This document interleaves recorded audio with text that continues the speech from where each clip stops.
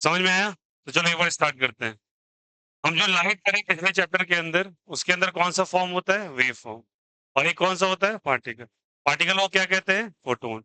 और ये फोटोन आया कहाँ से? वही टॉपिक है आपका, इसलिए मैंने फोटोन टॉपिक डाला है, ठीक है? मैंने कहा, पिछले चैप्टर के अंदर हम लोगों ने 7 कैटेगरी ऑफ इलेक्ट्रोमैग्नेटिक वेव्स पढ़ा। मैं जब कह रहा हूँ इलेक्ट्रोमैग्नेटिक वेव्स, तो वेव का ही चर्चा किया ना? तो इन 7 वेव्स के बारे में बताया। अब कहा कि ये इलेक्ट्रिक और मैग्नेटिक फील्ड के अंदर इन वेव्स को रख दो, तो ये डेविएट नहीं होंगे। पहली बात बिल्कुल सही है। दूसरा बात क्या कहा? जब इस लाइट रेज़ में से मान के चलो मैंने एक्स-रे को उठा के रख दिया, इलेक्ट्रिक या मैग्नेटिक फील्ड के अंदर वो डेविएट नहीं करेगा। बट वही एक्स-रेज़ जब इन पार्टिकल्स के कॉन्टैक्ट में आएगा तो वो कैसे बिहेव करेगा? तो उन पार्टिकल नेचर को हम लोग क्या कह देते हैं? इसका रेस्ट मास कितना होता है बोलो? 0। और इसका चार्ज भी कितना होता है? यहाँ तक बातें समझ में आई? फर्दर इसको डुअल नेचर को किसने दिया? इसके अंदर 2 बिहेवियर कैसे आएगी? तो एक चर्चा अलग से है, लेकिन इसके बारे में कुछ समझो। तो इसके बारे में बात किया गया कि इसका एनर्जी क्या होता है? क्या इस एनर्जी होती है फोटॉन की? एनर्जी ऑफ फोटॉन क्या पॉसिबल है? हाँ। ठीक है, मास नहीं है, चार्ज भी नहीं है, क्या एनर्जी भी नहीं है? नहीं, एनर्जी नहीं है तो ये दिख क्या रहा है आस-पास? ये लाइट रेज़ का रिफ्लेक्शन होना बिना एनर्जी के पॉसिबल है क्या? नहीं। तो एनर्जी तो है। तो एनर्जी को कैसे दिया गया? Energy is given by the formula h new. क्या दिया गया जल्दी बताओ? और ये आया था प्लैंक्स क्वांटम थ्योरी से। कहाँ से आया था बोलो? प्लैंक्स क्वांटम थ्योरी से। h इंटू क्या है बोलो? न्यू। ये आया प्लैंक्स क्वांटम थ्योरी से। और ये प्लैंक्स क्वांटम थ्योरी से कैसे आया? न्यू क्या है बोलो सभी कोई?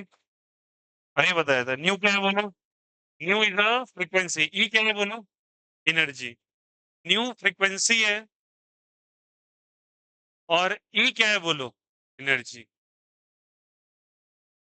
और एच क्या है बोलो? इसे कहते हैं प्लैंक्स कांस्टेंट। क्या कहते हैं इसको? प्लैंक्स। और प्लैंक्स कांस्टेंट का कुछ ना कुछ डेटा होता है।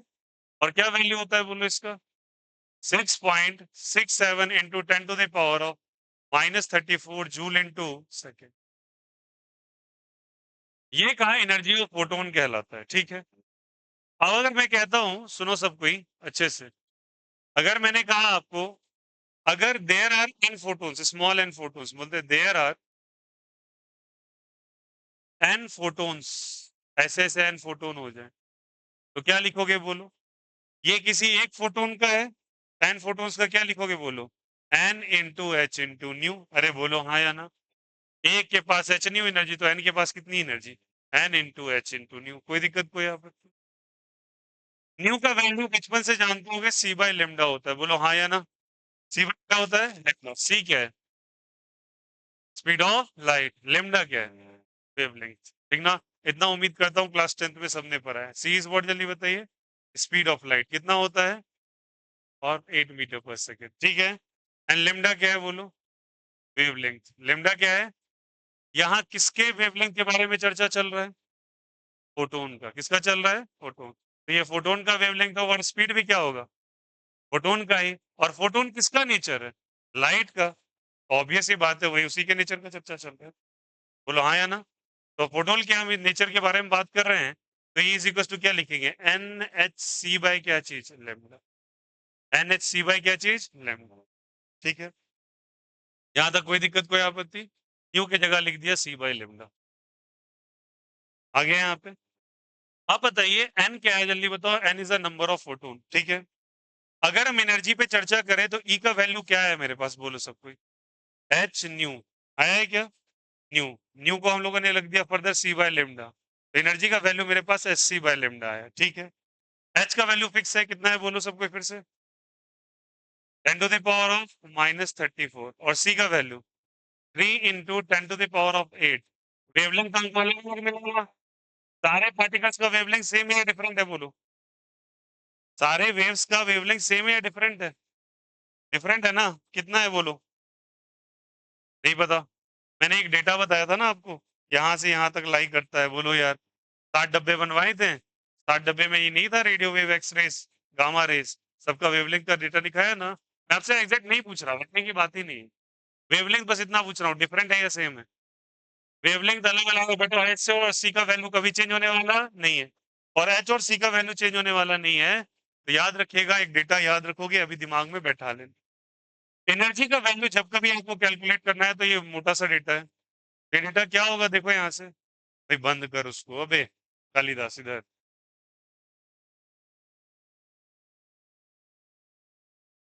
ओके, 2 × 10⁻⁴ क्या हो जाएगा, -25, नीचे क्या लिखेंगे, लैम्डा। ये आंसर याद रखना है, इसमें मीटर में रखना है, किस में रखोगे, और ये आंसर बच्चा आपको आएगा जूल में, किस में आएगा, जूल में। क्या भैया ये फॉर्मूला मुझे डायरेक्ट इंटरेक्ट करना है, हाँ। मैं चाहूंगा आप कैलकुलेशन से बचो, इसलिए आप डायरेक्टली 2 × 10⁻⁻⁻25 रखना। लेमडी अगर आपको दे रखा है किसी भी टर्म में, मीटर में कन्वर्ट कीजिए, आंसर जूल में आ जाएगा। ठीक है, उसके बाद एक और आपको याद रखना है वैल्यू ई का। ई का वैल्यू आपको रखना है याद, 12400 लेमडा इन डिग्री एंगस्ट्रॉम।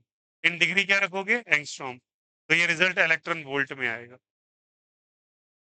अब ये दोनों डेटा आपको डायरेक्टली ऐसे याद रखना है, ये that you have to memorise this two things, कि आपको ये दिमाग में अपने रखना है और इसको भी मेमोराइज करना है अपने दिमाग के। बोलो आया नहीं आया, क्या है बोलो, सबको मेरे साथ एक बार रेकॉर्ड करोगे। एनर्जी का formula in terms of metre अगर दिया हुआ है वेवलेंथ तो 2 × 10⁻⁻25 लेमडा क्या चीज में रखोगे, मीटर में, आंसर क्या चीज में आ जाएगा, जूल में। मतलब आपको करना ही नहीं कुछ, नहीं तो अगर आप रखोगे कभी कभी लेमडा नहीं रहेगा तो डिग्री एंगस्ट्रॉम में, कभी पिको फेरेड्स में, कभी नैनोमीटर्स में, तो अलग अलग वैल्यू दे रखा है, तो आप कन्वर्जन याद रखिएगा, पुट कीजिएगा और आंसर आ जाएगा। दूसरा ये रहेगा कि लेमडा डिग्री एंगस्ट्रॉम में दिया हुआ है, डिग्री एंगस्ट्रॉम में 10⁻−10 मीटर आता है, तो डिग्री एंगस्ट्रॉम का डेटा डायरेक्टली रखो और आंसर इलेक्ट्रॉन वोल्ट में आ जाएगा। और मुझे पता है यहाँ पे अभी इलेक्ट्रॉन वोल्ट और डिग्री एंगस्ट्रॉम में ही तकलीफ होगी बहुत को, तो उसको भी थोड़ा सा दूर करेंगे। इलेक्ट्रॉन वोल्ट क्या है भैया, इलेक्ट्रॉन वोल्ट भी यूनिट ऑफ एनर्जी होता है, यूनिट ऑफ क्या है, एनर्जी। इसका एनर्जी के साथ रिलेशन 1.6 इंटू 10⁻⁻19 जूल। अच्छा इस चैप्टर में एक बात बताऊं बच्चा, इस चैप्टर में वैल्यू का पुट करना और कैलकुलेशन करना, अगर आप ट्रिक में आप स्मार्ट बन गए तो गारंटीड है आपका आंसर बहुत जल्दी आएगा। इस चैप्टर में डिफिकल्टी नहीं होगा, याद रखना, कैलकुलेशन का तरीका बहुत सही होना चाहिए। जैसे कि ये, अगर आप वहां पे उलझ गए इस सारे वैल्यू पुट करने में और मल्टीप्लाई करने में आप 3 मिनट लगा रहे हो, तो रेलिवेंसी नहीं है ना, because you have to calculate this एकदम फटाक से। अगर मान के चलो वहां पे डायरेक्टली आपको डेटा आ गया lambda is equals to 2 metre, अब कुछ बच्चा उसको डिग्री कुछ इलेक्ट्रॉन वोल्ट से जूल में ला रहा है, तो रखो ना आंसर आ जाएगा। समझ में आई बात है, it's very important. Electron volt और जूल का ऐसा रिलेशन होता है, ये दोनों किसके लिए बताओ, एनर्जी के लिए, किसके लिए, अब कुछ चीजें जान लो। डिग्री एंगस्ट्रॉम जिसको कहते हैं, 1 डिग्री एंगस्ट्रॉम जो होता है बच्चे, वो 10⁻−10 मीटर के बराबर। बढ़ते कैसे, कुछ लोग कंफ्यूज हो जाते हैं, इसे बोलते हैं एंगस्ट्रॉम। क्या बोलते हैं इसको, एंगस्ट्रॉम, एन नहीं होता है एम होता है, क्या बोलते हैं, एंगस्ट्रॉम। अगर आपको पीएफ दे दिया, इसको पिको फेरेड्स कहते हैं, 10⁻−12 मीटर होगा। अगर आपको माइक्रो फेरेड्स दे दिया, कई बार आया, 10⁻−6 मीटर। अगर आपको नैनो, पिको फेरेड, माइक्रोमीटर दे दिया, ठीक है, पिको फेरेड क्यों दे रहा है, पिको मीटर दे दिया। अगर आपको नैनोमीटर दे दिया तो 10⁻⁻9 मीटर, ठीक है। अगर आपको मिलीमीटर दे दिया तो 10⁻⁻3 मीटर। ये चीज क्या दिमाग में रखना पड़ेगा, हाँ रखिए प्लीज। अगर आपको फॉर्मी मीटर दे दिया, एफएम, 10⁻⁻15 मीटर। आपको कैपिटल एम दे दिया, मेगा मीटर्स कहते हैं, 10⁻6 मीटर कहेंगे इसको। अब बाद बाकी सेंटीमीटर तो ऑलरेडी पता होगा, बट इन केस मैं तब भी रिस्क नहीं लूंगा, 10⁻⁻2 मिलीमीटर कर ही दिया। समझ में आया, ये कन्वर्जन यूनिट्स दिमाग में रखेंगे आप, और ऐसे करके एनर्जी ऑफ फोटोन डिस्कवर होती है। सारे बच्चे रेकर करेंगे एक साथ सारे डिस्कवरी को, और ये टॉपिक बहुत इंपॉर्टेंट है, ध्यान से सुना एक एक चीज को, बहुत क्लैरिटी से लोअर टू हापर लेवल तक जाऊंगा, एक एक चीज आपका क्लैरिफाई कर दूंगा। एनसीईआरटी के मिसलेनियस डेटा से, मिसलेनियस जो एक्सरसाइज होता है वहां से कुछ ऐसे इंपॉर्टेंट एक्सट्रैक्ट निकलते हैं जहां पे सबसे ज्यादा पंच किया जाता है सवालों को, कहीं इधर उधर नहीं दिया हुआ है। एनसीईआरटी में मिसलेनियस में डाला हुआ है, थ्योरी में नहीं डाला हुआ, तो लोग अब मिसलेनियस को टच नहीं करते हैं और वहां से क्वेश्चन पूछ लेता है एग्जामिनेशन। तो कैसे जाएंगे वहां तक, धीरे धीरे करके। सुनो सब कोई, फोटोन, लाइट के पास कितना नेचर बोलो, डुअल नेचर। कौन सा nature, dual nature, dual nature, इसको कहते हैं डुअल नेचर। कौन सा नेचर, डुअल नेचर। और इन केस अगर आपसे कोई पूछ ले कि इसका श्रेय किसको जाता है डुअल नेचर को, तो देखो याद करना, शुरू में न्यूटन ने 1700 में थोड़ी बोली थी ना, इसका डिस्कवरी के बारे में जानेंगे तो लिखेंगे ये करके बाद में। न्यूटन ने एक जाके एक पार्टिकल का डिस्कवर किया था, आप जाके पढ़ेंगे वेव ऑप्टिक्स नाम के चैप्टर के अंदर में। उसको कहते हैं कॉर्पस्कुलर थ्योरी। कॉर्पस्कल नाम के एक पार्टिकल का डिस्कवर किया था जिसको कहते थे ल्यूमिनिफेरस ईथर। ल्यूमिनिफेरस ईथर का नाम ही होता है, द नेम ही सजेस्टेड। थोड़ा सा बस बता रहा हूँ। ल्यूमिनी का मतलब होता है ल्यूमिनस वर्ड से, ल्यूमिनस का मतलब होता है कोई चीज जो ब्राइट करती है। फेरस वर्ड का मीनिंग कहीं ना कहीं आयरन से होता है। तो कोई चीज चमकने वाली जो ईथर है, उसको यूज करके उन्होंने एक डिस्कवरी किया था, एक एक्सपेरिमेंट बताया था, जो कि बाद में जाके गलत भी हुआ। बट उन्होंने उसी समय बोल दिया था कि लाइट के अंदर पार्टिकल बिहेवियर है। ये न्यूटन का ही श्रेय है इसमें। बाद बाकी एक हाइजन नाम के साइंटिस्ट आएंगे, वो भी डिस्कवरी देंगे।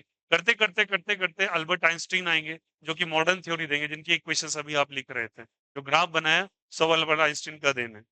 उसके बाद जब यहाँ पे हम लोग आते हैं, क्या नाम है, मॉडर्न फिजिक्स के अंदर, तब एक साइंटिस्ट आते हैं जिनको कहते हैं डी ब्रॉगली। क्या नाम होता है बोलो? De Broglie. नाम सुना होगा ना, डी ब्रॉगलीज वेव। और डी ब्रॉगली ने आके बच्चा ये दे दिया था, डुअल नेचर को प्रूव कर दिया था एक साइंटिस्ट के एक्सपेरिमेंट के मदद से।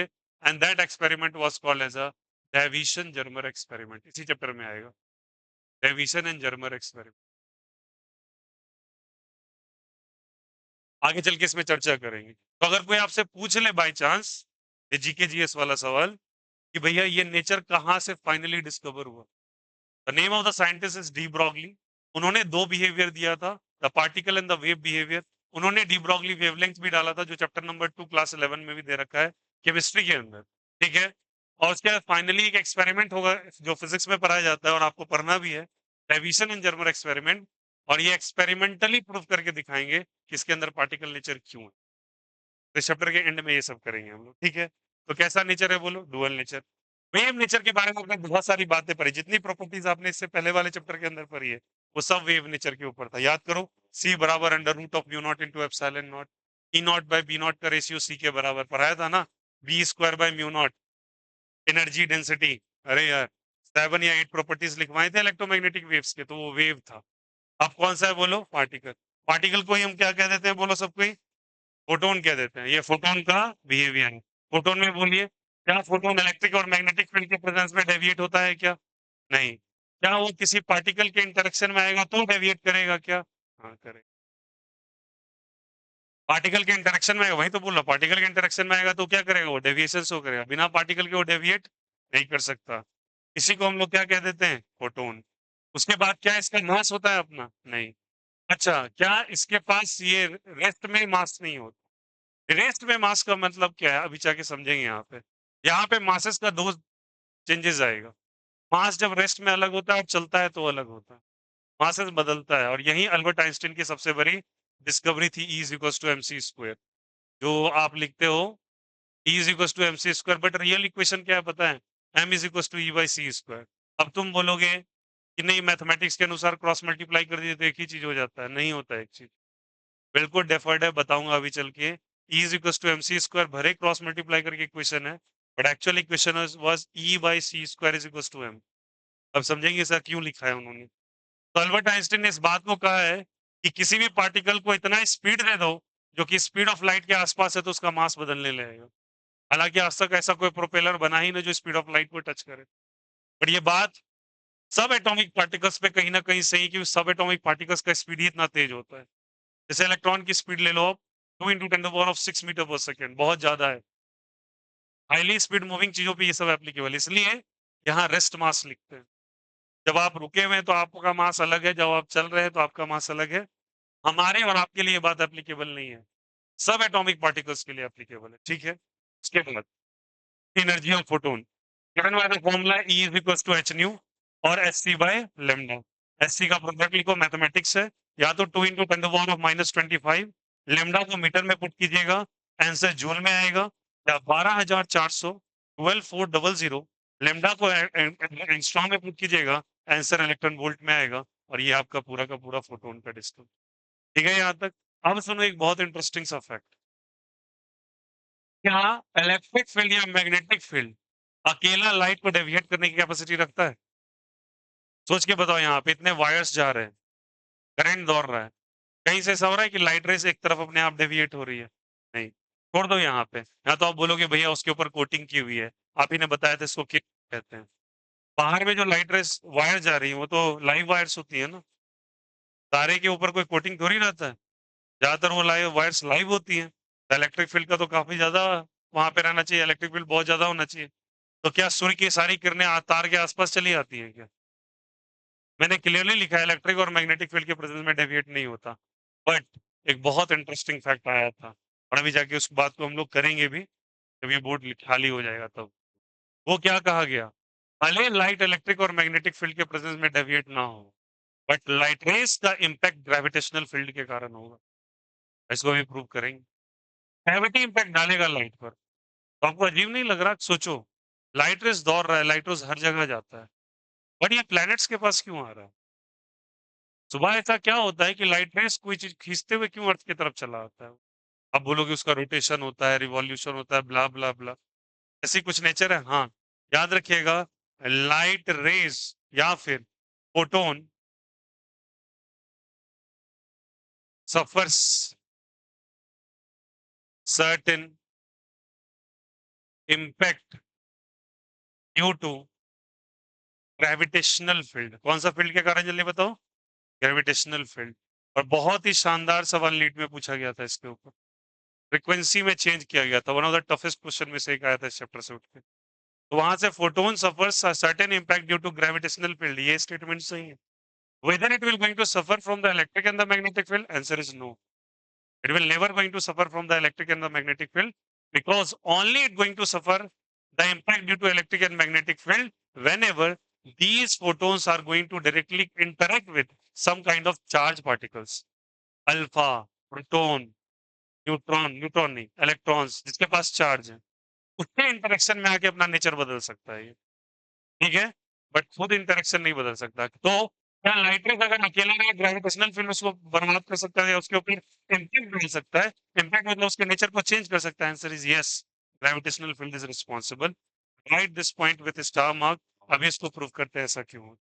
ठीक है, समझ में आई बात है यहाँ पे? तो हम आज फोटोन के नाम के टॉपिक पे सब डिस्कशन करेंगे। चलिए लिखिए।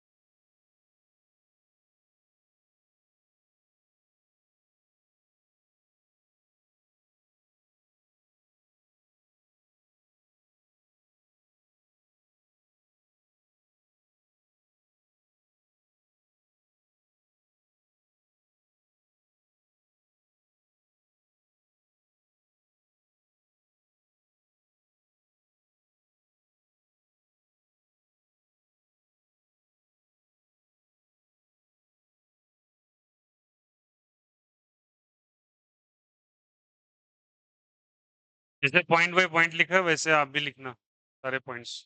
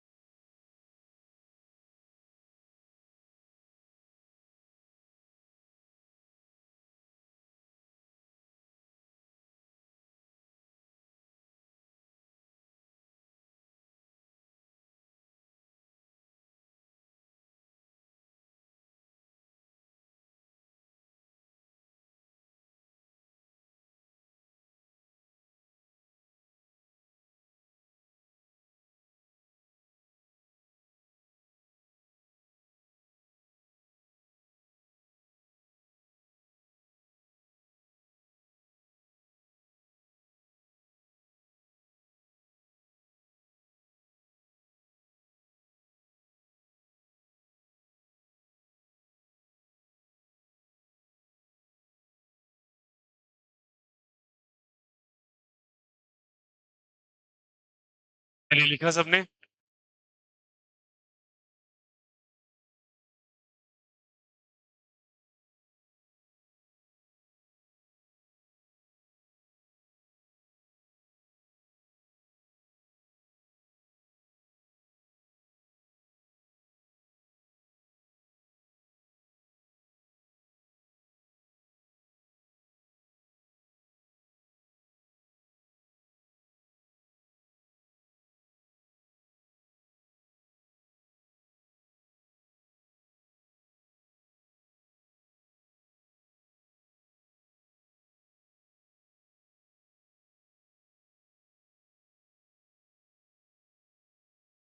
ये सबका लिखा हुआ?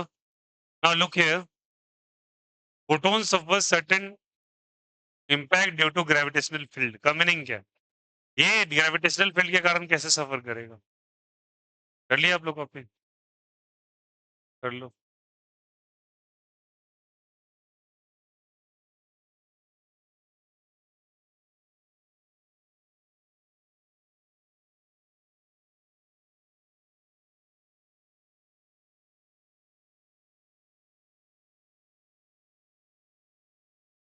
आइए इस बात को थोड़ा क्लैरिफाई करते हैं।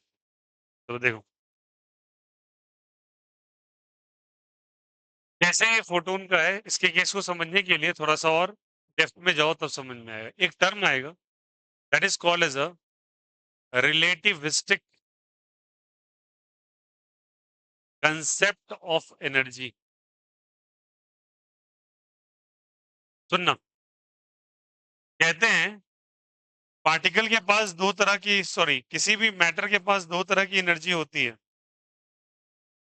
कौन कौन सी?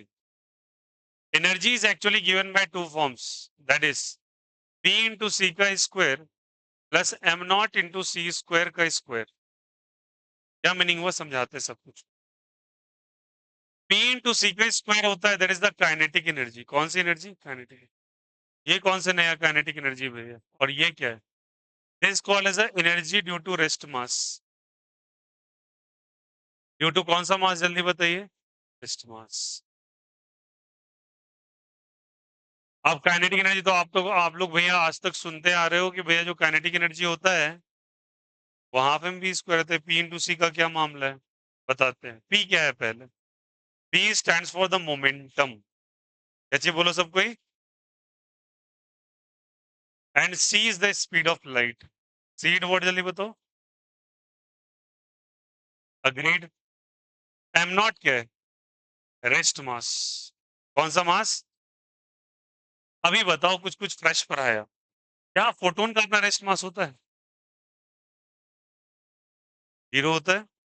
तो एनर्जी इज गिवन बाय, बोलो, रूट अंडर पीसी का whole square plus M naught का वैल्यू जीरो। रेस्ट मास है अगर, तो फोटोन के लिए m naught zero into c square का स्क्वायर, ये टर्म ही खत्म हो जाएगा ना। तो क्या बचेगा बोलो? पीसी के होल स्क्वायर का root that is p c. Energy का वैल्यू क्या आ गया? पीसी। एनर्जी ऑफ फोटोन अगर कहा जाए that is p into c, and p stands for agreed. Further इसको लिखेंगे तो ई बराबर आया पी इंटू सी, सही बात है। क्रॉस मल्टीप्लाई कीजिएगा तो ई बटा सी इज इक्वल टू पी आ जाएगा। अभी ये कोई नया चीज नहीं है बच्चा। तुम जाके प्रॉपर्टी अगर चेक करोगे इलेक्ट्रोमैग्नेटिक वेव का, वहां पे मैंने मोमेंटम का ये फॉर्मूला ही लिखवाया, E by C. E stands for energy and c is the speed of light, लिखा हुआ है। फिर से मैं रेकर कर देता हूँ आपको कहाँ से आया। ठीक है, तो अगर फोटोन की आपको मोमेंटम का या एनर्जी का चर्चा कहे तो आप ये फॉर्मूला का इस्तेमाल करोगे। E by c is equal to क्या चीज? कोई दिक्कत, कोई आपत्ति? अब सुनना सबको। फर्दर ये आया, मोमेंटम एक जगह से और आता है। मोमेंटम का फॉर्मूला होता है एच अपॉन लिम्डा भी। ये कहां से आ रहा है भैया? ये आ रहा है डी ब्रॉगलीज वेव से। कहां से आ रहा है? डी ब्रॉगलीज वेव से। ये भैया आप कहां से अभी बताएं? मैंने बोला ना, इसके पीछे सबसे बड़े साइंटिस्ट का अगर कोई नाम है, जो लेटेस्ट साइंटिस्ट है, सबसे बड़े नहीं, लेटेस्ट डिस्कवरी जिन्होंने, उन्होंने किसने किया? तो पी का डेटा उन्होंने क्या निकाला बोलो? एच बाय लेमडा इन्होंने। और यहां से क्या आ रहा है? ई बाई सी। ये भी फोटोन का है और ये भी किसका है? दिस आर बोथ फॉर किसके लिए बताओ, किसके लिए बोलो? फोटोन के लिए। क्या क्या फॉर्मूला है बोलो मेरे साथ एक बार सारे बच्चे। मोमेंटम बराबर E by C. What is E? Energy. What is C? And what is H? Planck's constant. What is lambda? Again P is momentum. बोलो हाँ या ना। अब दोनों से अगर सब्ज्यूम करोगे एक साथ तो P बराबर आ जाएगा H by lambda या E by C। बोलो हाँ या ना। H by lambda या क्या जी बताओ? E by C। अग्री कर रहे हो सब कोई क्या? ये आ गया। तो हमारे पास मोमेंटम का दो फॉर्मूला निकल के आया and that formula is what. मैं इस टॉपिक पे आ रहा हूँ जो लास्ट पॉइंट हम लोगों ने लिखा है, और उसके लिए थोड़ा सा बैकग्राउंड आपको चाहिए ताकि आपकी बेसिक सही रहे। तो मोमेंटम का फॉर्मूला निकला h बटा lambda. h is a Planck's constant, lambda wavelength. Agree कर रहे हो? E एनर्जी और C क्या है जल्दी बताइए? Speed of light. क्या we can use with those दो बोथ द फॉर्मूलाज? हाँ, जहां पे जो दे रखा है आप दोनों यूज कर सकते हो। मान के चलो किसी सवाल के अंदर एनर्जी दिया हुआ है, स्पीड ऑफ लाइट दिया हुआ है, तब भी आपको आंसर आ जाएगा। कहीं h का वैल्यू तो पता ही होता है, लेमडा दे रखा है, तब भी आंसर आ जाएगा। क्या दोनों आंसर सेम ही होगा? हाँ सेम ही होगा। दोनों एक ही चीज का है। अब ये दोनों अलग अलग फॉर्मूलाज क्यों है? भाई सीधी बात है, ये ये रिलेटिविस्टिक थ्योरी अल्बर्ट आइंस्टीन का गिवन है, और ये किसने दिया है? ई ब्रॉगली ने दिया है। तो दोनों ने एक ही चीज को दो तरीके से डिफाइन किया है। समझ में आ रही बात है? जैसे मैं एग्जांपल के तौर पे कहता हूँ, the formula of kinetic energy is half m v square, जग जाहिर है। The formula of kinetic energy also p square by 2m। दोनों तो फॉर्मूलाज ही है ना, तो दोनों से आंसर सेम आने वाला है। तो ये भी मोमेंटम का फॉर्मूला और ये भी किसका फॉर्मूला? मोमेंटम का। ओके, यहां तक बातें आ गई। अब चलिए मोमेंटम का फॉर्मूला मेरे पास आया ई बटा सी। अग्री कर रहे हो सब कोई? E for energy and c for the speed of light. चलिए जनरली बताइए, what is the formula of momentum? Real life में क्या सुने हो आप लोग? आज तक 10th 9th क्लास में क्या सुने हो? Mass into velocity. अग्री कर रहे हो? और यहाँ पे चर्चा फोटोन का चल रहा है, तो स्पीड किसका होगा? टोन का। तो चलिए पुट कीजिए। ई की जगह m इंटू सी पुट करेंगे, ई बाई सी आ जाएगा। बोलो हाँ या ना। m stands for mass and c is what? Speed of light. तो m स्टैंड्स फॉर, बोलो क्या हो जाएगा? E m into v, mass into velocity पढ़ा है ना? बोलो यार। मास की जगह क्या लिखा? m इंटू वी पढ़ा है, मास की जगह m लिखा, और c is what? Speed of light. लिख दिया यहाँ से। अब क्रॉस मल्टीप्लाई करो तो m by c, m into c, तो m बाई क्या हो जाएगा? c square. m बाई क्या हो जाएगा? c square. और E इज, सॉरी क्या बोल रहा हूँ, M is equal to E by क्या हो जाएगा? C square. बोलो होगा नहीं होगा? ये आया। M इंटू वी की जगह मैंने लिखा C, क्योंकि फोटोन का वैल्यू चल रहा है। फोटोन में स्पीड कितना होता है? 3 इंटू 10⁻⁸ मीटर पर सेकेंड। लिखा। क्रॉस मल्टीप्लाई किया तो ई बाई क्या आया? सी स्क्वायर। फिर से इसको इधर घुमाओ तो क्या आ गया? ई बराबर सी। आया। बट द बोला था ना actual expression was this. But आप लिखते क्या हो जल्दी बताओ? E is equal to m C square. Physics की ज्यादातर किताबों में ये लिख के दे देते हैं, बट आंसर एक्सप्रेशन क्या है? m is equal to E by. ठीक है, दिस वाज एक्चुअली। तो मास यहाँ पे कैसे आ गया भैया? कुछ देर बाद पहले तो बोल रहे थे मास नहीं था। मास तब आया जब ये किसी के इंटरेक्शन में आया, किसी पार्टिकल के इंटरेक्शन में आया। खुद का मास नहीं है इसका, ये उसका मास है जिसके इंटरेक्शन में आया है। आया समझ में? ई बाई क्या जल्दी बताइए? C square. तो mass can be converted in the form of energy, और energy can be inter convertible in the form of mass. So this formula is this. Energy और मास का रिलेशन होता है, इसी को तो कहते हैं थ्योरी ऑफ रिलेटिविटी। क्या कहते हैं बोलो?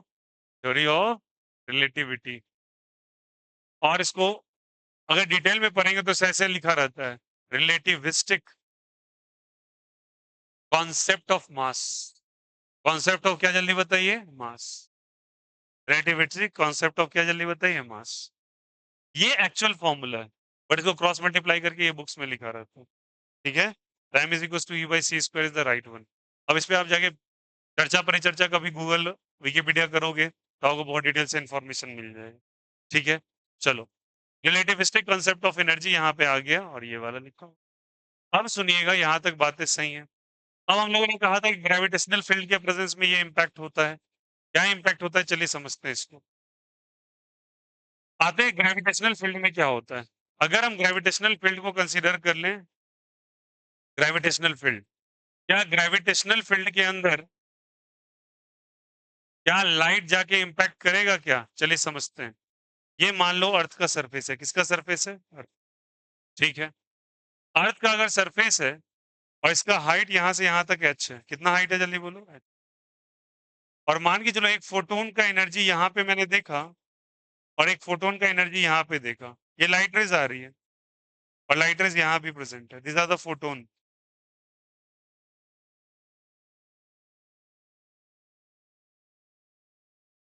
तो क्या है, ग्रेविटेशनल फील्ड के प्रेजेंस में इंपैक्ट होता है? बोले हाँ। कैसे? यहाँ पे लाइट रेज की अपनी एक एनर्जी होगी। याद रखना अपना मास नहीं है, ये मास किसी पार्टिकल से ले रहा है ये। और यहाँ पे इसका मास पोटेंशियल एनर्जी का फॉर्मूला जग जाहिर mgh होगा। क्या होगा बोलो? mgh। एक एनर्जी इसके पास और होगा और वो एनर्जी क्या होगा सोच के बताओ। That is E energy is equal to क्या लिखेंगे बोलो? h into nu. h into क्या लिखेंगे बोलो? न्यू। पोटेंशियल एनर्जी का फॉर्मूला क्या mgh होता है? बोलो क्या होता है? बोलो mgh। तो मैंने यहाँ पे इसका एनर्जी लिखा h इंटू न्यू। लिखा। अब चूंकि यहाँ पर है ये, तो मान के चलो ये लाइट इस किधर से भी सर पास हो रही थी, नीचे से ऊपर या ऊपर से नीचे किधर सर पास हो रही थी। तो मान के चलो ये पार्टिकल यहाँ पे था और फाइनली इधर चला आया। ठीक है। तो इसके पास इनिशियली एनर्जी जो थी h इंटू न्यू, और फाइनली जब ये यहाँ पे आ गया तो बताओ इसका हाइट बचा क्या? अब यहाँ तो हाइट h है, सही बात है। क्या नीचे हाइट बचा क्या? नहीं। हाइट का वैल्यू कितना हो गया? 0। तो m इंटू जी इंटू क्या हो जाएगा? 0। और यहाँ भी इसकी एनर्जी h न्यू होगी, बट फ्रीक्वेंसीज बदल जाएगा। यहाँ फ्रीक्वेंसी कुछ इनिशियल मानो और यहाँ फ्रीक्वेंसी कुछ फाइनल मानो। फ्रीक्वेंसी चेंज करेगा। मैंने बोला ना ग्रेविटेशनल फील्ड के प्रेजेंस में इंपैक्ट होता है इसके अंदर। तो अगर ऐसा है तो क्या लिखेंगे बोलो? यहाँ से m g into h is equal to, ये तो 0 हो जाएगा, तो h nu final minus nu initial. Nu final minus nu initial नहीं, थोड़ा सा मॉडिफिकेशन करते हैं। चलो एम जी एच किया, बहुत अच्छी बात है। एच न्यू, एनर्जी का फॉर्मूला क्या आया है बताओ? इसके जगह हम लोग लिख सकते हैं न्यू के जगह ये आया है, यहाँ m into g into h आया है। अब एक चीज समझना सबको, m into g into h आया है। अभी एम का वैल्यू क्या निकला? E by C square. E by क्या निकला? सी स्क्वायर निकला क्या? ई बाई क्या निकला? C square. E by C square निकला, तो सारे बच्चे बताना ई की जगह, ई यहाँ पे एनर्जी किसका चल रहा है बोलो? यहाँ से एनर्जी ऑफ फोटोन है, तो इसके जगह हम लोग लिख देंगे ऐसे करके energy of photon E by C square. तो बोलो हाँ या ना? Energy of photon is what? जल्दी बताइए। H into nu. न्यू क्या है बोलो? Nu is what? Nu is the frequency. Nu is what? जल्दी बताइए। फ्रीक्वेंसी। अब इसका फ्रीक्वेंसी तो यहाँ पे इस पोजीशन पे है ना, इस पोजीशन में फ्रीक्वेंसी इनिशियल या फाइनल? इनिशियल। तो क्या मास की जगह लिखा जा सकता है बोलो क्या चीज? h into new initial. बोलो यार मास की जगह g इंटू क्या चीज? h। आई क्या हो जाएगा यहाँ से? सी स्क्वायर हो जाएगा plus h nu is equal to क्या हो जाएगा? h nu final. बोलो होगा नहीं होगा? अब सारे बच्चे बताना, h कॉमन लेके हटा दें। h यहाँ से भी गया, h यहाँ भी गया, h यहाँ भी गया, क्या बचा बोलो? Nu initial g H by क्या चीज? C square. यहाँ भी nu initial is equal to nu final. बोलो हाँ या ना? फील करना बात को, बस very important. Tanya last set. Miss Tanya क्या कर रही हैं आप? कुछ पूछा नहीं है, बस क्या कर रहे हैं आप? बैठ जाइए। कोई दिक्कत, कोई आपत्ति? अब जैसे ही आया तो बताना सबको ही ये न्यू इनिशियल है और ये न्यू क्या है जल्दी बताओ? फाइनल। कुछ कॉमन ले सकते हैं दोनों से? क्या कॉमन आएगा बोलो? न्यू इनिशियल कॉमन ले लें, तो न्यू इनिशियल कॉमन ले लेंगे, क्या बचेगा? G H by C square plus 1 is equal to nu final. ठीक है, इसको उधर ट्रांसफर कीजिए। G H by C square plus 1 is equal to nu final by nu initial. 1 को उधर ट्रांसफर करेंगे तो क्या हो जाएगा? G H by C square is equal to nu final nu initial minus nu initial. बोलो हाँ या ना? Sorry -1, sorry for that. LCM ले लेंगे तो क्या आ जाएगा? G H by C square is equal to nu final minus nu initial by nu initial. बोलो हाँ या ना? Nu final means what? कौन सी फ्रीक्वेंसी है? Final frequency. फाइनल फ्रीक्वेंसी कहाँ मिल रही है, नीचे या ऊपर? नीचे मिल रही है। फाइनल या इनिशियल है? और यहाँ क्या है बोलो? इनिशियल। ठीक है, बोलो यार यस और नो। और इसके किसके बराबर है? जी एच बाय सी स्क्वायर। जी क्या है बोलो? स्पीड ऑफ लाइट है जी। ग्रेविटी है यार।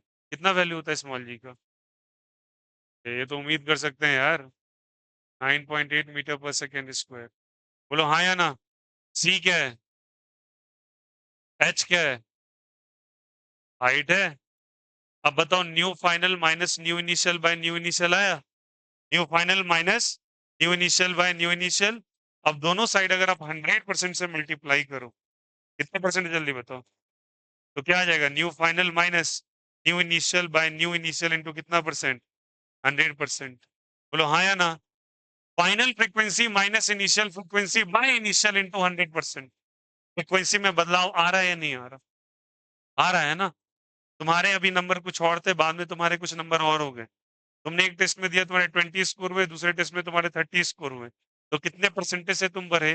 तो 30 माइनस 20 बाय शुरू में जो आया था 20 इंटू 100%, यही होगा ना। तो 10 बाय 20 इंटू 100 मतलब तुम लगभग कितना हो जाए, 1/5, 20% से इंक्रीज किए। कितने से? तो यहां से यहाँ आने का फ्रीक्वेंसी बदल रहा है या सेम रह रहा है? बदल रहा है। क्या स्टेटमेंट लिखा है कि फोटोन पे इंपैक्ट होता है कौन से फील्ड के कारण? और फोटोन के फॉर्मूला ऑफ एनर्जी के अंदर फॉर्मूला होता है E is equal to H into nu. H तो कांस्टेंट है, लेकिन फ्रीक्वेंसी तो बदल गया, और फ्रीक्वेंसी बदला तो एनर्जी भी। इसलिए फ्रीक्वेंसी बदलता है with respect to gravitational field. Electric और मैग्नेटिक फील्ड के प्रेजेंस में नहीं बदलता। आया या नहीं आया? फिर से मैं रेकर कर दूंगा अभी ये सब चीज को। बट ये फाइनल वाला स्टेटमेंट समझ में आया कैसे लिखा है? फाइनली क्या निकला है बोलो सब कोई? पी एच बाय क्या चीज? C square into 100% is equal to, बोलो सब कोई, nu initial by nu initial into 100%। और बताओ ये कहाँ से देखो पता है? मिसलेनियस एनसीईआरटी में ये जाके दे रखा है।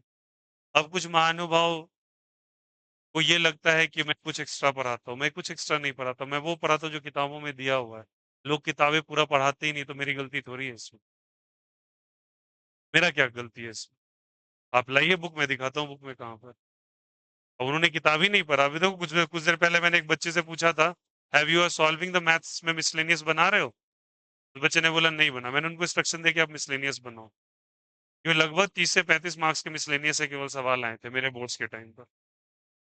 मिसलेनियस को आप मिसलेनियस क्यों समझ रहे हैं? अंग्रेजी के टर्म का मीनिंग जान जाने से थोड़ी हो जाता है कि वो चीज सही है। वहां से सवाल आते हैं। ठीक है, एनसीईआरटी मिसलेनियस एक्सरसाइज में भी दे रखा है। और अगर कभी आपको ऐसा मिले तो एक दिखा दूंगा, एक साल 720 बार तो गलत ही हुआ। आज से 2 साल 3 साल पहले, 2 या 3 साल पहले का रिजल्ट है। 4 बच्चों को 720 आया था। ठीक है, और वो सारे बच्चे अन अकेडमी के एक शो के अंदर बैठ के सब डिस्कशन कर रहे थे। 4 बच्चों ने पूरे ऑल इंडिया में 720 लाया था, जिसमें से 2 अन अकेडमी वाले ही थे और 2 बाहर के थे। तो उन्होंने गेस्ट अपीयरेंस के तौर पे चारों बच्चों को बैठाया, जिसमें से 3 लड़के थे, 1 लड़की थी। ठीक ना, इनको 720 में 720 नीट में आया था। उन्होंने बोला कि भैया तुम्हारा कौन से क्वेश्चन में तुमको दिक्कत लगा था पेपर देने में? मतलब 720 में 7 सब में सम आ गया, बट कहाँ पे तुम अटके थे तब भी? तो सब ने कॉमन किया, तो उसमें 4 में से 3 बच्चों ने बोला कि एक एनसी फिजिक्स का न्यूमेरिकल था, उसमें हम अटके थे। सेम बात 3 बच्चे ने उसी क्वेश्चन में बोला, यार तुम्हारा भी हुआ, तुम्हारा उन्होंने बोला कि भाई सच में क्वेश्चन टफ था। कहाँ से था वो question? Exact math data, data भी नहीं बदला था एनसीईआरटी ने, उठा के मिसलेनियस ऐसे कट कॉपी पेस्ट कर दिया, और वही क्वेश्चन सबको अटकाया था। 720 स्कोरर्स का बता रहा हूँ। इसीलिए मैं बात कर रहा हूँ कि भैया तुम अच्छे पेपर पे नजर डालो ना, तब तुमको पता चला है कितना पढ़ना है और क्या क्या पढ़ना है, कैसे एनसीईआरटी पढ़ा जाता है। कल देखो, कल मैंने एक आपको शेयर किया था, शायद आपके ग्रुप में भी शेयर किया था, बनाना बॉन्डिंग के ऊपर। बनाना बॉन्डिंग का डिस्कशन ज्यादा एनसीईआरटी में नहीं है, बहुत 2 से 3 लाइन है। कल 1 घंटा लगभग 30 मिनट के लेक्चर के अंदर मैंने पूरा बनाना बॉन्डिंग पूरा डिस्कशन किया, एक एक चीज। अब कहीं से बच्चा कुछ भी आ जाए, पक्का नहीं फंसेगा। ठीक है सर, कैसा करता है? Out of the following which of the following compound is exhibit banana bonding? 3C4E electron, 3C2E। अगर किसी को फुर्सत मिले तो देख लेना संडे वनडे को। अब आपको डायरेक्ट 4 ऑप्शन देगा, एक मार करके निकल जाएगा, और जो बच्चा पढ़ के बैठा है। फैशन सेंस मुझे ही पता है, देखो आज तक मैंने जेन्युइनली बताऊं ना, मुझे सब बोलता है एक साइड से, मैंने कभी भी अपने कोचिंग का प्रचार प्रसार में ज्यादा ध्यान नहीं दिया। बाहर देखो कोई एक बोर्ड टंगा होगा, उस पर ध्यान भी नहीं देता, ध्यान भी नहीं था। मुझे इस बात से मतलब नहीं है। अगर शायद प्रचार प्रसार पे उतर रहा हूं तो शायद अभी परेशानी हो जाती है बच्चों को बैठने में, वहां तो पता नहीं मुझे कितने बड़े स्पेस लेने पड़े उसके लिए। मैं 11 12 के बारे में बात कर रहा हूँ। बट अब मैं बता रहा हूँ आपको एक चीज और, यहाँ तक तो अभी क्लियर है, बट अब थोड़ा सा मैं 9 10 पे ज्यादा ध्यान दूंगा। अभी तक किया नहीं है, अब घुसूंगा उसमें। अब इंटर नहीं मारा, अब 9 10 को ज्यादा इंटरेस्टिंगली लूंगा। अभी तक 11 12 पे ही काम कर रहे थे, अब 9 10 तो मेरे लिए कुछ है नहीं है सच। मैं बता रहा हूँ आपको, स्पीड बता रहा हूँ। पर डे 25 से 30 सवाल देते हैं, प्रीवियस ईयर क्वेश्चन का डिस्कस करते हैं।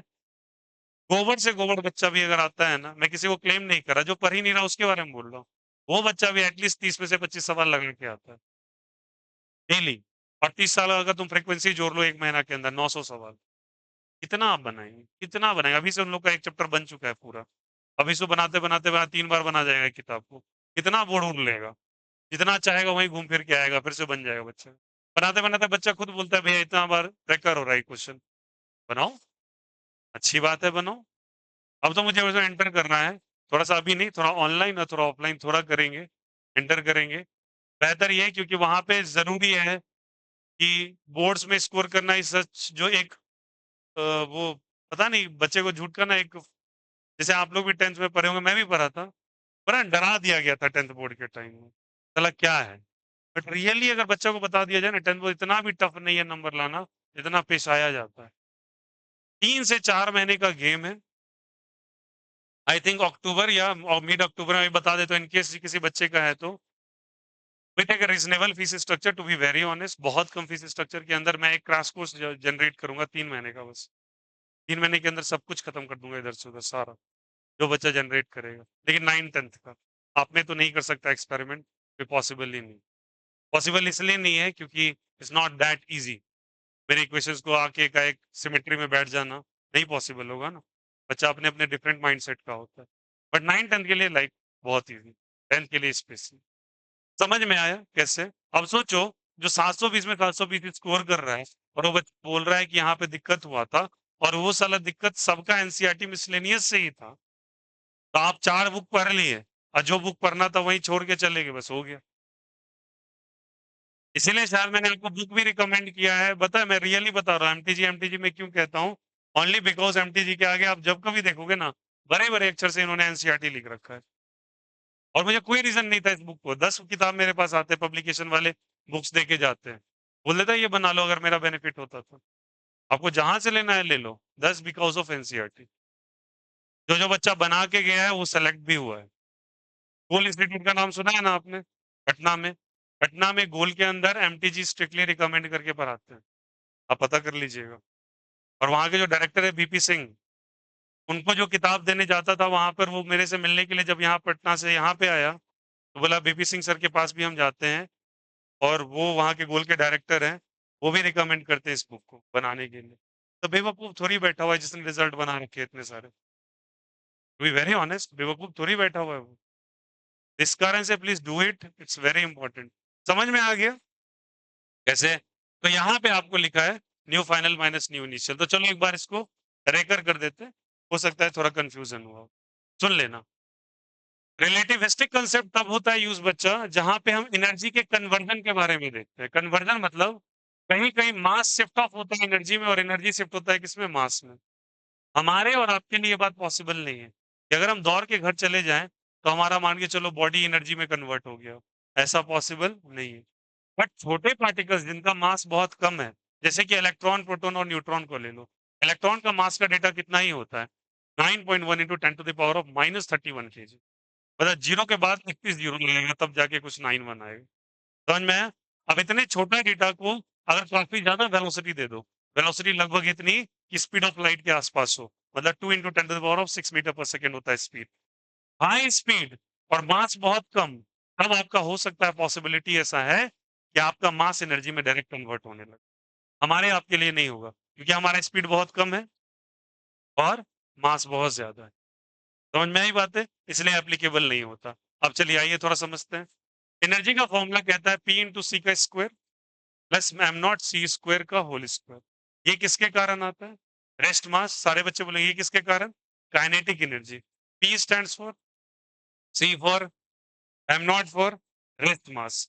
क्या मैंने अभी फोटोन के बारे में कुछ बताया था शुरू में कि उसका रेस्ट मास कितना होता है? 0। तो यहाँ पे 0 रखा तो ये टर्म क्या हो गया? 0। क्या बच गया? पीसी का होल स्क्वायर का रूट तो क्या आ गया? पीसी। तो यहाँ ई बराबर क्या आ गया? पीसी। तो पी बराबर E by C. E for energy, C for speed of light.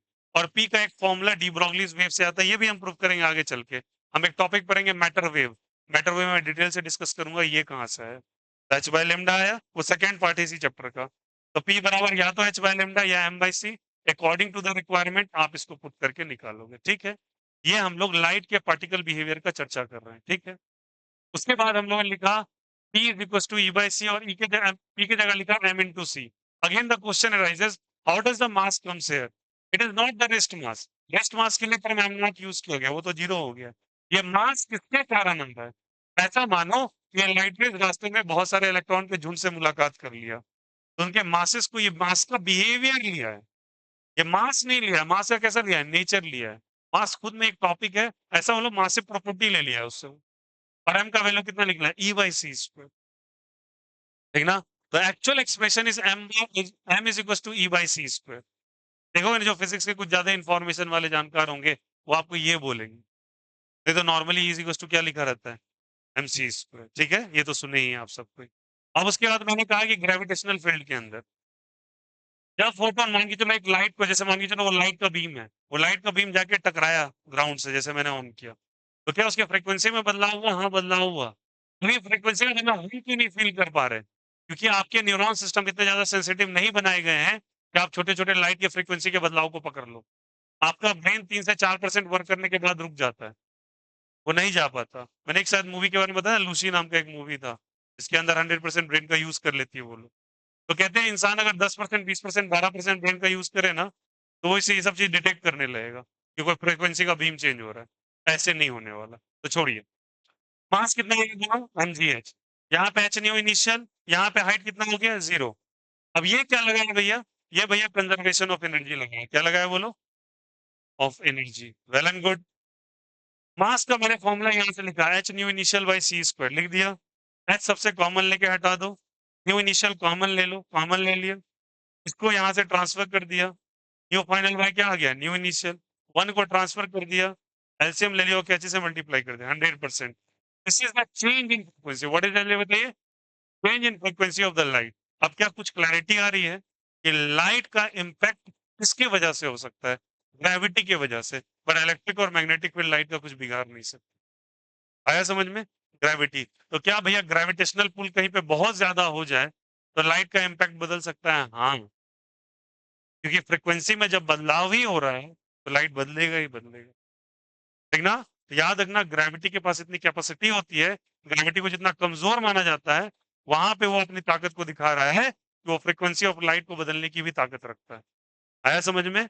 अब अर्थ के ऊपर भैया इतने सारे इलेक्ट्रोमैग्नेटिक वेव्स आ रहे हैं, ग्रेविटी इम्पैक्ट डाल सकता है क्या? हाँ, बट अर्थ की ग्रेविटी में इतनी ज्यादा ताकत नहीं है। कोई ऐसा चीज आ जाए जिसके पास ग्रेविटी में बहुत इम्पैक्ट है, चलो सुनो, अब इसका भी रीजन बता देते हैं। आपने कभी ब्लैक होल की थ्योरी सुनी है? थ्योरी है, बिग बैंग थ्योरी के बारे में सुना है? Big bang theory is basically what, जैसे यूनिवर्स का कहां से क्रिएशन हुआ, तो इसके अंत के बारे में बताया गया है। आपने सुना है कि ब्लैक होल्स के अंदर अगर लाइट का इंटरेंस होता है कहीं वो वापस लौट के नहीं आती। और ये भी बोला गया, चलो मैं बता देता हूँ, बहुत मोटे तौर पे बताता हूँ, उतना टाइम नहीं लूंगा।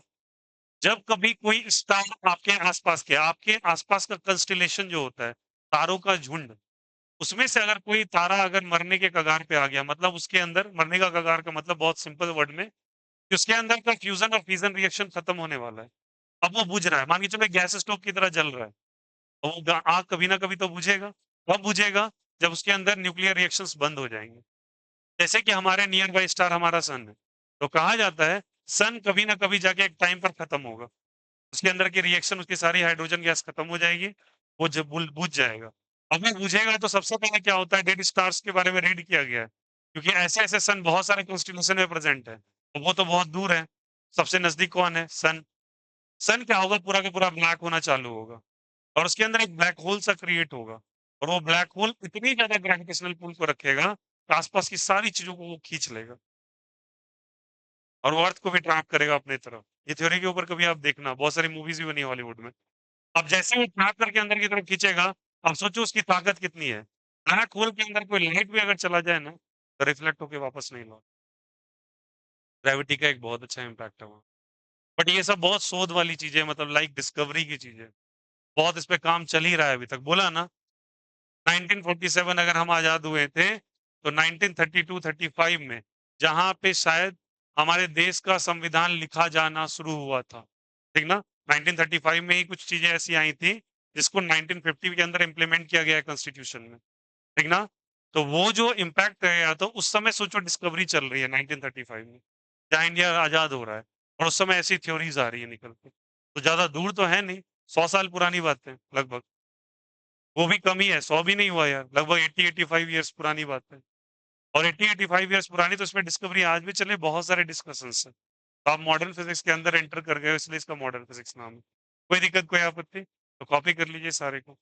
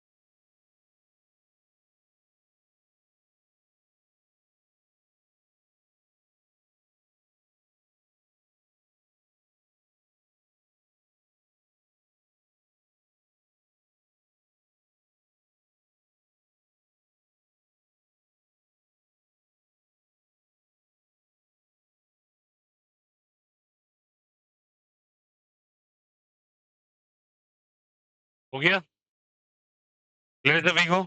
तो ग्रेविटेशन के कारण इम्पैक्ट कैसे लगता है समझ में आ गया, एनर्जी का कॉन्सेप्ट आ गया। Now the topic is power, power of photon.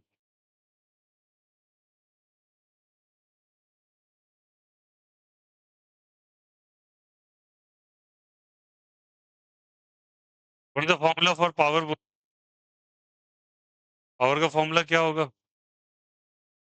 Energy by time, पता है ना? Rate of change of energy या रेट ऑफ, हाँ, rate of change of energy by time is called as, क्या जल्दी बताइए? Power. N into E by T, ठीक है। N is what? Number of photon. E क्या है? एनर्जी है। टी क्या है बोलो? तो एनर्जी बाय टाइम आपका ये आ गया, बुलाया। अब एनर्जी का फॉर्मूला आप क्या जानते हैं बोलो सब कोई? एच इंटू न्यू अभी पढ़ा था, बाई टी, लिखेंगे क्या? No feel this, N into H into nu की जगह सी बाय लेमडा लिख सकते हैं क्या? न्यू की जगह C by lambda into T, आया? अब देखना सब कोई ध्यान देना इधर, नंबर ऑफ फोटोन्स और नीचे क्या है जल्दी बताओ? Time. Number of photons by time क्या हो जाएगा बोलो? Number of photons by time तो एन बाई टी, और ये क्या हो जाएगा? H C by lambda is equal to P, cross multiply कर दें तो पी लेमडा बाय क्या हो जाएगा? H C. आपसे ये कई बार निकलवाएगा, इसे कहते हैं number of photons per second. बोलो सबको क्या बोलते हैं? नंबर ऑफ फोटोन्स टाइम के रिस्पेक्ट में, तो पर क्या लिखेंगे? सेकेंड। और इसको नंबर डेंसिटी भी कहा जाता है, क्या कहते हैं बोलो? Number density. Number of photons per second या नंबर डेंसिटी, फॉर्मूला क्या है बोलो? P lambda by H C. Lambda is what? P क्या है यहाँ पे? अच्छा, पी कंफ्यूज मत होना, पी क्या है बोलो? पी पावर है, ये पावर वो वाला पावर मोमेंटम मत मान लेना। यहाँ पे पी क्या था और ये क्या है? कंफ्यूज मत होइए, ठीक है, unit different. Number of photons per second आपसे पूछेगा, तो फॉर्मूला होगा पी लेमडा बाई क्या चीज? एच सी, ठीक है। अब चलिए इसके लिए थोड़ा सा एक और एक्स्ट्राऑर्डिनरी टर्म सीखो। मैंने एक टर्म बताया था इंटेंसिटी, बोलो हाँ या ना? इंटेंसिटी का क्या फॉर्मूला था, कोई बता सकता है? Energy by area into time, agree कर रहे हो क्या? Energy by area into time. और अगर एक के लिए ऐसा है तो एन फोटोन्स के लिए क्या एन से मल्टीप्लाई कर ले क्या? तो N into E by A into T हो जाएगा क्या? ये क्या आ गया, किसका फॉर्मूला? इंटेंसिटी का। किसका फॉर्मूला हो गया? अगर ये इंटेंसिटी का फॉर्मूला हो गया तो सारे बच्चे बताना यहाँ पे, अगर ये इंटेंसिटी का फॉर्मूला है तो ई की जगह मैं फिर से लिख दूंगा intensity I N into H के, ई की जगह लिख रहे हैं एच न्यू, और न्यू की जगह C by lambda, H C by क्या हो जाएगा? Lambda into A into T, into A into T. नहीं आया? फिर से ये एनर्जी की जगह, एनर्जी का फॉर्मूला क्या होता है बोलो सब कोई? एस सी बाय लेमडा, रख दिया ना S C by lambda. N into A into T पहले से प्रेजेंट है, बोलो हाँ या ना? N into A into T क्या है? पहले से प्रेजेंट, ठीक है। तो बताओ क्या फॉर्मूला बन जाएगा? ये क्लियर है सभी को? तो बताओ, number of photons per unit time यहाँ भी निकालेंगे। ये number of photons per unit time बहुत जगह आपको पूछा गया है, ध्यान रखिएगा इसको। इसे नंबर डेंसिटी भी कह देते हैं। क्रॉस मल्टीप्लाई कीजिए, number of photons per unit एक जगह रखे एन बाई टी को, क्या आ जाएगा क्रॉस मल्टीप्लाई करके बोलो? I A lambda by H C is equal to, तो क्या फॉर्मूला बना बोलो सब कोई? I A lambda by H C. अरे ए लेमडा ऊपर नहीं आएगा, और एच और सी किधर आएगा? एन वाई टी को छोड़ दो उधर। तो P lambda by H C भी चलेगा, या आई ए लेमडा बाय क्या चलेगा? H C. This is also called as a number density. Now अब इंपॉर्टेंस यहाँ पे इसका थोड़ा बढ़ेगा, क्यों ऐसा? लॉजिकली समझना, I A lambda by H C, ये प्रॉपर्टी में भी आया हुआ है एक बार, बट आप नहीं याद होगा तो कोई बात नहीं, मैं बताता हूँ अभी कैसे। ये क्लियर है? क्लियर करना बात को क्या है। मान के चलो ये क्रॉस सेक्शन एरिया है, ठीक है।